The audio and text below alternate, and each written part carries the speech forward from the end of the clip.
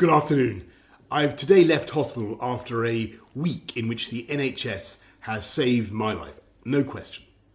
It's hard to find words to express my debt, but before I come to that, I want to thank everyone in the entire UK for the effort and the sacrifice you have made and are making.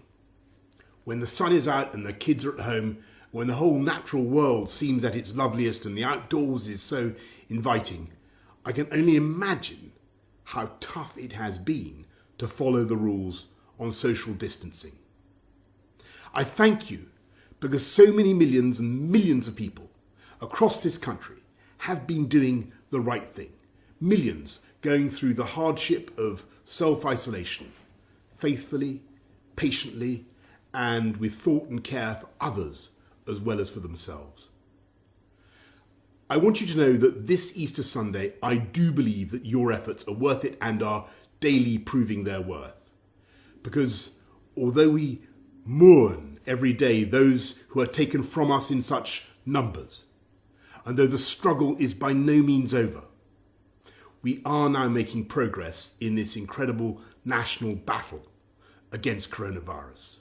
A fight we never picked against an enemy we still don't entirely understand. We're making progress in this national battle because the British public formed a human shield around this country's greatest national asset, our National Health Service.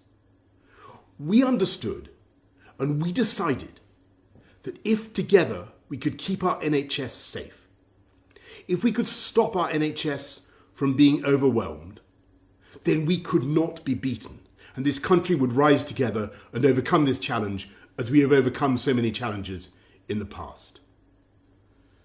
In the last 7 days, I have, of course, seen the pressure that the NHS is under. I've seen the personal courage, not just of the doctors and nurses, but of everyone, the cleaners, the cooks, the healthcare workers of every description, physios, radiographers, pharmacists, who have kept coming to work, kept putting themselves in harm's way, kept risking this deadly virus. It is thanks to that courage, that devotion, that duty, and that love that our NHS has been unbeatable. I want to pay my own thanks to the utterly brilliant doctors, leaders in their fields, men and women, but several of them for some reason called Nick, who took some crucial decisions a few days ago, for which I will be grateful for the rest of my life. I want to thank the many nurses, men and women, whose care has been so astonishing. I'm going to forget some names, so please forgive me, but I want to thank Poling and Shannon and Emily and Angel and Connie and Becky and Rachel and Nikki and Anne. And I hope they won't mind if I mention in particular 2 nurses who stood by my bedside for 48 hours when things could have gone either way. They're Jenny from New Zealand, in Invercargill on the South Island to be exact, and Luis from Portugal near Porto. And the reason in the end my body did start to get enough oxygen was because for every second of the night, they were watching and they were thinking and they were caring and making the interventions I needed.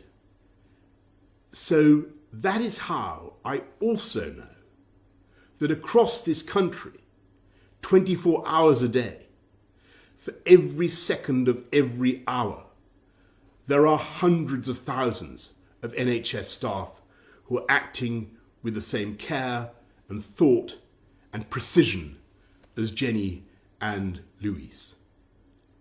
That is why we will defeat this coronavirus and defeat it together. We will win because our NHS is the beating heart of this country. It is the best of this country. It is unconquerable. It is powered by love.